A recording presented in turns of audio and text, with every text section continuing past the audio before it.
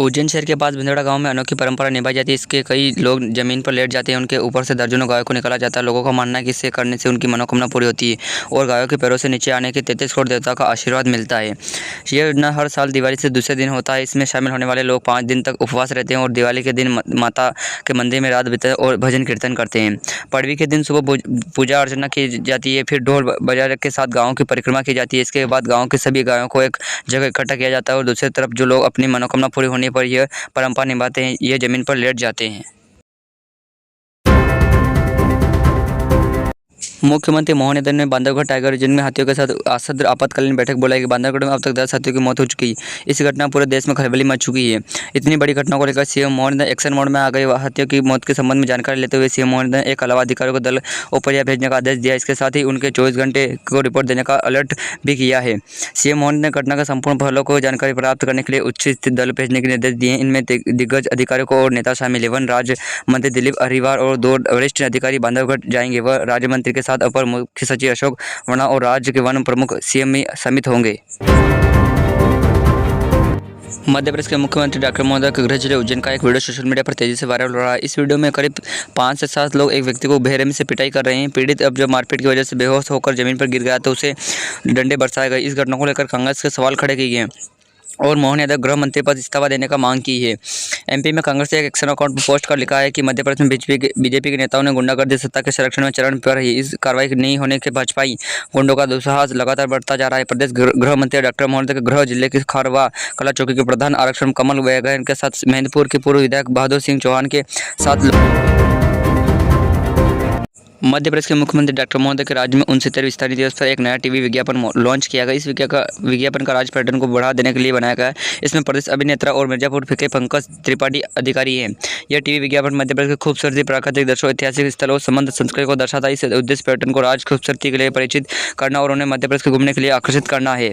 पर्यटन और संस्कृति के प्रमुख सचिव और पर्यटन बोर्ड के प्रबंध निदेशक शिवशेखर शुक्ला ने कहा कि मध्य प्रदेश अपने अद्भुत पर्यटन स्थलों के लिए जाना जाता है। उन्हें आगे कहा कि हमारे प्रयास हमेशा ही राज्य के आकर्षण पर्यटन स्थल राष्ट्र और अंतर्राष्ट्रीय स्तर पर एक नई पहचान दिलाना है। मध्य प्रदेश की मोहन सरकार गोवर्धन पूजा का पर्व पूरे उल्लास के साथ मना रही है। इस पर्व के मौके पर शनिवार को राजधानी रविंद्र भवन में राज्य स्तरीय गोवर्धन पूजा कार्यक्रम का आयोजन किया गया, जिसमें मुख्य अतिथि के रूप में मुख्यमंत्री मोहन यादव शामिल हुए। सीएम ने रविंद्र भवन परिसर में वैदिक मंत्रों के बीच विधि विधान पूर्वक भगवान गोवर्धन की पूजा अर्चना की है। गोवर्धन पूजा कार्यक्रम के दौरान मध्य प्रदेश के पशुपालन एवं डेयरी विकास मंत्री लखन पटेल और मुख्यमंत्री मोहन यादव को गोबर के निरंतर राम द्वारा भेंट कर उनका अभिनंदन किया। कार्यक्रम में भाजपा प्रदेश अध्यक्ष वीपी शर्मा, प्रदेश सहकारी मंत्री विश्वास सागर कृष्ण गौर, लखन पटेल सांसद और पंचोली से स्थानीय जनपद मौजूद रहे। कार्यक्रम ग्वालियर शहर के पास टाउनशिप का उसमें आनंद के बिल्डर और वनीकरण विभाग के पक्ष मांगा गया कि करोड़ों की स्टाफ यूनिट नहीं चुकाई। ऐसा क्यों किया गया? इस मामले में लगातार बिल्डर रविंद्र अग्रवाल, जैन अग्रवाल जवाब देने के लिए बच रहे हैं। नोटिस रिमांड की देने के बाद जवाब नहीं आया है और पंजीकरण विभाग एक बार फिर बिल्डर से पक्ष पेश करने के लिए कहा गया है। पहले जो नोटिस दिए गए उनमें से कहा गया कि कास्मो आनंद को लेकर जिन पार्टनरों को पार्टनरशिप टी खुद के नाम ट्रांसफर कराई, जो 5% स्टाफ यूनिट को नहीं चुका गई। यूनिट बचाने के लिए रजिस्टर भी नहीं कराया गया। इसका केस भी कलेक्टर ऑफ स्टाफ के दिया दर्ज किया गया। टाउनशिप पर टाउन एरिया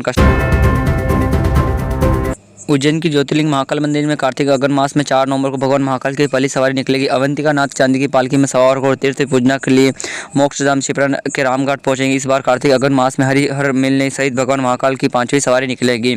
मंदिर समेत सदस्य पुजारी प्रतीप गुरु ने श्रावण मास में भाद्रव मास में सवारी निकालने जाने की शुरुआत आज श्रावण पक्ष के प्रथम सोमवार से होती है, जबकि कार्तिक अगन मास में सवारी की शुरुआत कार्तिक शुक्ल पक्ष के पहले सोमवार से होती है। यह कारण है कि कार्तिक अगन मास की पहली सवारी कार्तिक शुक्ल तीर्थ पर 4 नवंबर को निकलेगी।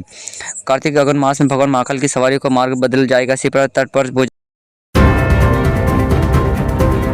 दीपावली के दूसरे दिन इंदौर जिले के गौतमपुरा परंपराओं के नाम पर कल के वक्त तुल्ला दल के बीच हिंगोटी युद्ध हुआ था। करीब 1.5 घंटे तक चलते इस युद्ध हजारों लोग इंदौर, उज्जैन, धार, देवास सहित दूर दूर से देखने पहुंचे। इस प्रदेश में गौतमपुरा एक ऐसी जगह जहां परंपरा के नाम पर इस तरह का युद्ध होता है। हालांकि इसमें करीब 15 से ज्यादा युद्ध दर्शक घायल हो गए। वही इस मर्तला मंच नहीं लगने लोगों को युद्ध देखने की पर्याप्त जगह मिली। इंटर क्षेत्र में 25 फीट ऊंची जाली लगाई गई थी ताकि दर्शकों को किसी प्रकार की हानि न पहुंचे। युद्ध के मैदान में सुरक्षा के देखते हुए पुलिस प्रशासन ने करीब 300 से अधिक जवानों को व्यवस्था सौंपी थी। साथ ही पुलिस के अलावा अधिकारी मौके पर भी डटे रहे।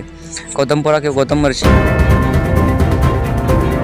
मध्य प्रदेश की नर्सरी सौंदर्य ऐतिहासिक धरोहर और संबंध सांस्कृतिक विविधता को नई रूप से प्रस्तुत करने के लिए टीवीसी का निर्माण कराया गया प्रयास।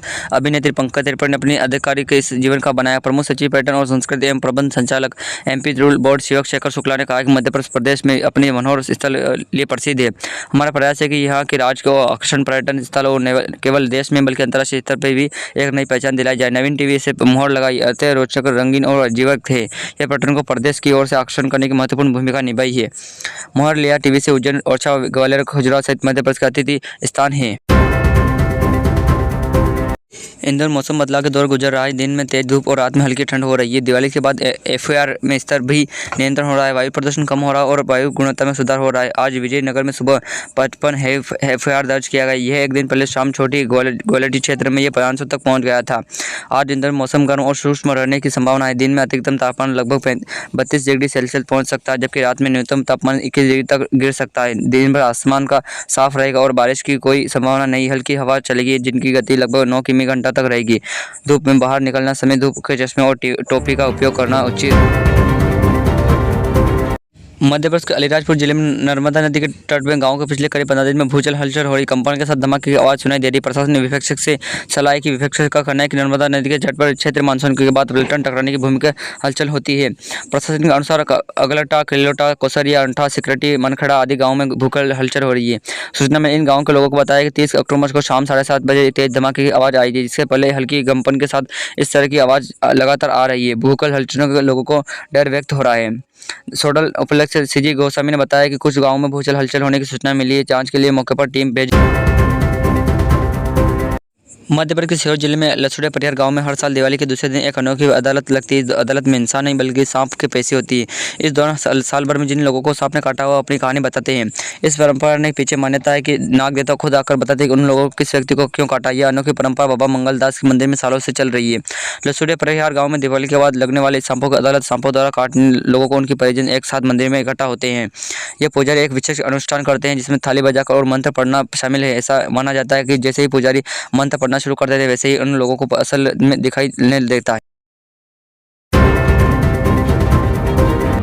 ऐसे वास्कले ने बताया कि मानसिक रूप से एक बीमार युवती को अगवा करने के बाद आरोपी उसका सौदा कर शादी करवाना चाहता था, मोटी रकम वसूलना चाहता था। उन्हें अगर सूर्य ने कुछ स्थानों पर संपर्क किया, लेकिन युवती की मानसिक स्थिति ठीक न होने के कारण इसकी ने शादी करने के लिए सहमत नहीं थे, जिसके उसको उज्जैन लौटाना पड़ा।